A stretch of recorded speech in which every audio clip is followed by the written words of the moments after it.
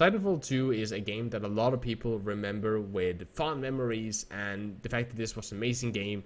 Some remember it with tragedy, almost sadness, due to the lack of interest and the everything from bad promotion to unlucky release schedule that did that this game never got what it deserved. And the last part being, a lot of people don't really remember much from it because this didn't get the attention from a lot of gamers back then. And the hope of this video is to now in 2020 hopefully get more awareness about the game, hopefully get more people online to check out this game. Not because I'm paid by EA or anything like that, but because I think this is generally a good game that a lot of people should experience, as it's a really, really fun FPS game that also, everything for just having fun with it, but also really changes your perception of what a kind of this like modern futuristic space, wall riding suits gameplay really should look and feel like for future references. So let's talk about the state of Titanfall in 2020. Hello my beautiful and lovely gamers, as always, my name is Jonal, and of course this video is to try to hopefully get more players onto Titanfall 2 now in 2020. It already, and this is the fun thing, I made a video on this back in 2019, and back then I already had a pretty positive experience with the community, and seeing where it is now in 2020 really brings a smile on my face.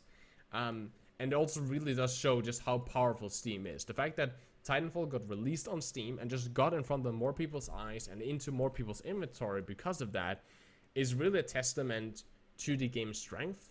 And hopefully it will, one, get more people, and already has, more people to enjoy and explore this game. And hopefully also show EA that a Titanfall 3 would be a really good idea with better marketing, more resources, and of course a much better release schedule.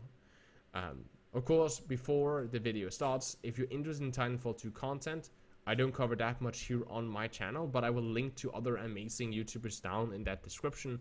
And of course, a like on the video and a comment really helps against YouTube algorithm. It's very important for small content creators like myself to do that, just to get the algorithm to promote this video. Of course, share it around with your friend, and if you like this type of content or watch Valorant gameplay as well, subscribe to the channel, hit that bell notification. It's very much appreciated, and I hope I see you guys in a future video. And in the comment section, if you're anyway gonna drop something, drop your rating of this game from a scale from 1 to 10, 10 being a masterpiece, 1 being an absolute garbage fest, down in the comment section, so hopefully more people get an opinion about this game. And tell people what you think about the game. Do you recommend it, do you not, to hopefully help people make a more educated decision, as this is not a review, as it is more just a look upon the game state, and if this is of course worth investing time in. And I'll just start there. It is worth investing your time in. The player community back in 2019 was much smaller when I looked upon the game, when I played it. But even then, I remember I played I think it was like a Monday, really, really early on a Monday, or it was really early on a Sunday. And I can get into a game really quickly. Even back then I could, and now it's almost instantaneous. I think it's normal queue times. I don't pay attention to, if I go onto like Call of Duty Modern Warfare, I get into a game just as fast there as I get into a game here in Titanfall, which again just shows you a game doesn't need to be number 1 on Twitch and on the top of the Steam charts to be a game with an active player base and a good community and that you can have fun with. It doesn't need to be number 1. As of recording this video, when I checked on Steam charts, 40 minutes ago it had 1,568 players. The 24-hour peak of this game was 1,847, while the all-time peak on Steam was 13,427. Again, the player base have been dropping the last 30 days and so on, and in July it dropped a lot, unfortunately. However, this game, even with the player base that is now, which I think is a very big core, and this is without calculating the player base that comes from Origin, as they don't give you data on that, is alive and well and thriving. The service, which has always been, a concern for games that go out of, not just out of season, but just games that are no longer supported, no longer brings a lot of revenue in for the companies, always a concern. I live in Scandinavia, for me, it hasn't been an issue.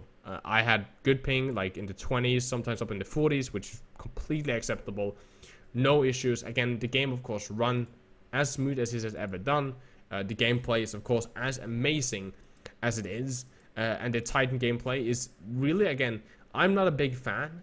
I'm a guy that is mainly a guy that just likes my, you know, boots on the ground infantry gameplay. I've never really been a fan of vehicle combat. Tanks in Battlefield has never been something that I played around with. And in Titanfall, it's funny because, again, I still do prefer the infantry combat in Titanfall. I do enjoy more running around with a gun just because the movement is so amazing and the gunplay is so fun and it's so satisfying getting kills. And there's, again, in my opinion, the smartest design in any FPS game that I've ever seen.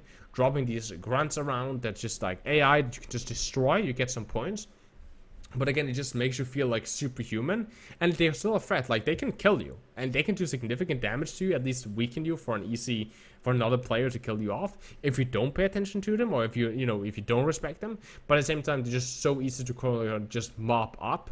And the fact that, like, you know, the longer you get onto the game, you know, then all these, like, robots, these specters, like, start showing up. But they are far more difficult to kill, and they are just, you know, far more menacing in force.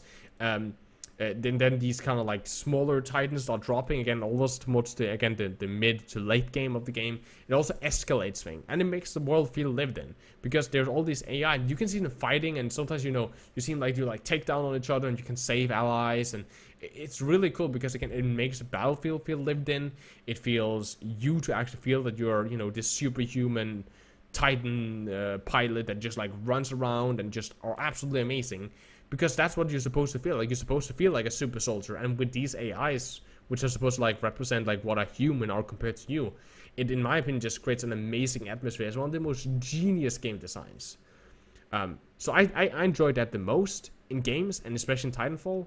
But the Titan gameplay is actually also really fun. The customization options, the changes you can do to it to kind of swap up gameplay, and they also did just the sheer variety between different titans, even though you can argue for meta and balancing and so on.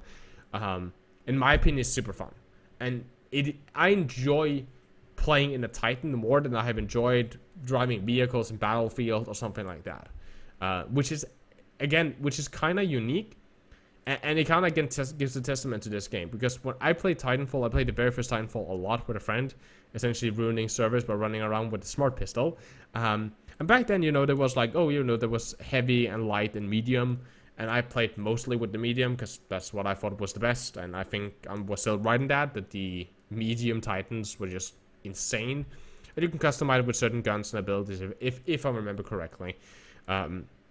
The way that these titans have been built here is that you kind of, you know, pick a class and then you customize and so on, and the depths and the kind of enjoyment you get out for trying out new builds and so on actually keeps something that, again, in my opinion, is not as fun.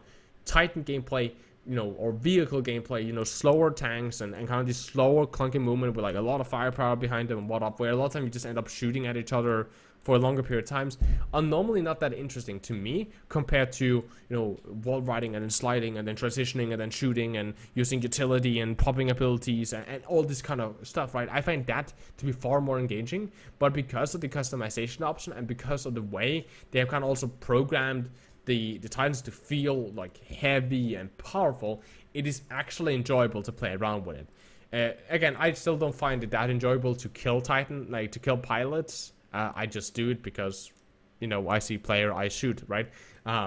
But Titan on Titan gameplay is fun because of the different builds and the different classes. You see something and you're like, oh, you know, this guy, okay, I know he is, I know he can drop, like, this shield wall, so I need to play like this to kind of counter it, and I have these abilities, so I can use them in my way.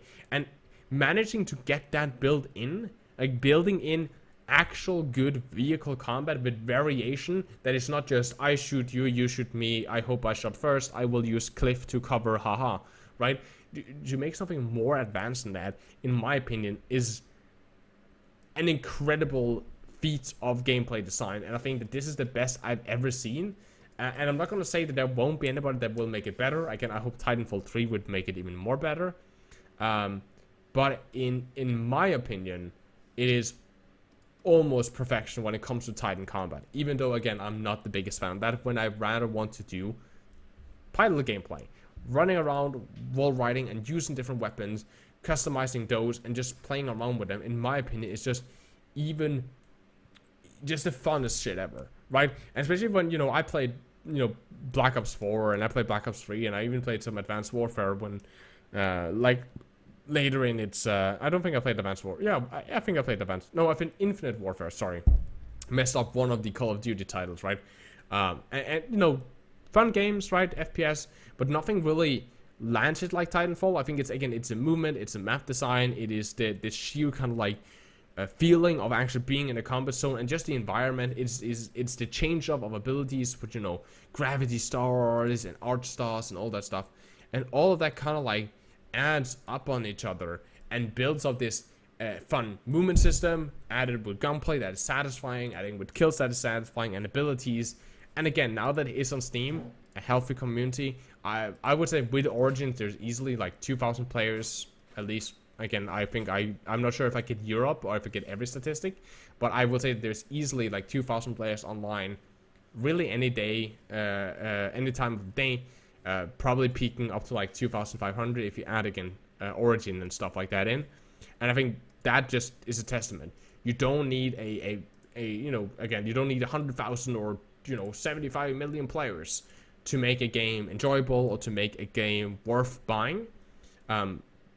Because, again, you get into lobbies that are fun, that are challenging, and you can just enjoy yourself with a game like Titanfall.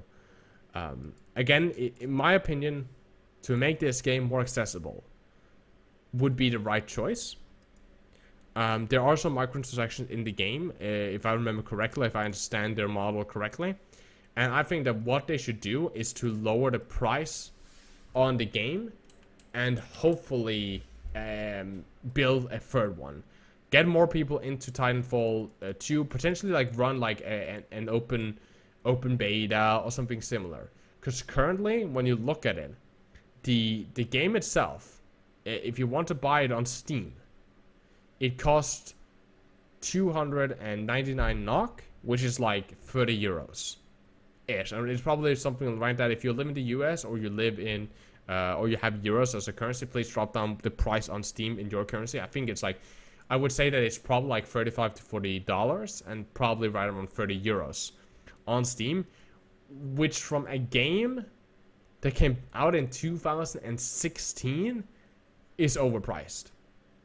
And that's the one thing that like I don't like about this. The fact that, again, it's an amazing game.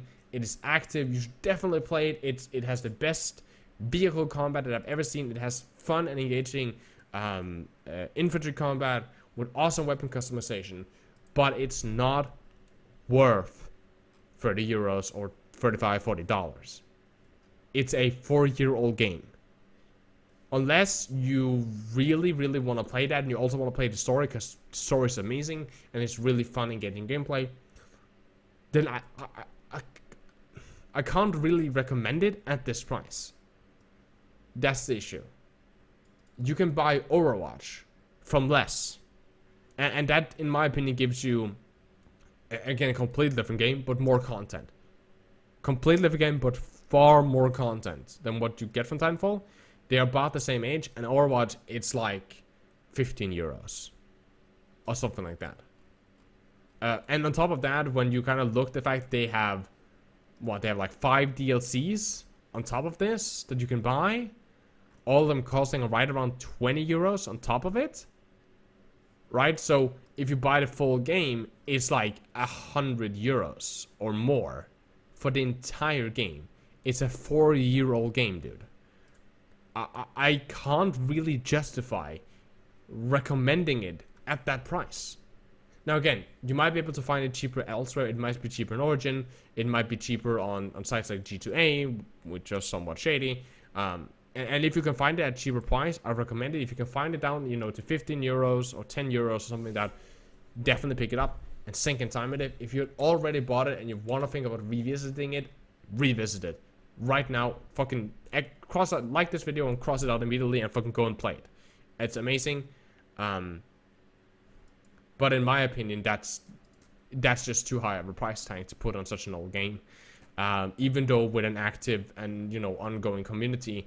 And again, EA, please make Titanfall 3. The amount of videos and the amount of views you get on a Titanfall video shows you that people are interested in this trademark, shows you that people are interested in this brand.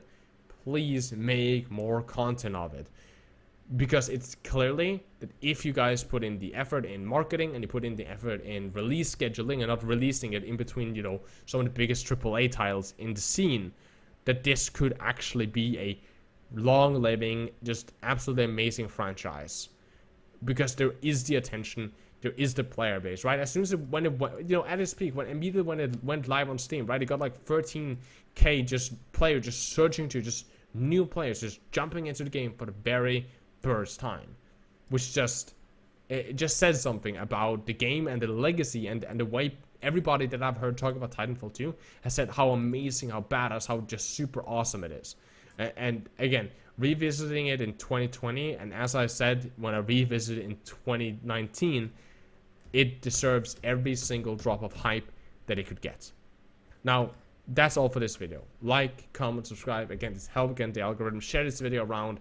Hopefully more people will jump into the game. Hopefully EA will watch this video, or somebody at EA, and hopefully make a new Titanfall game.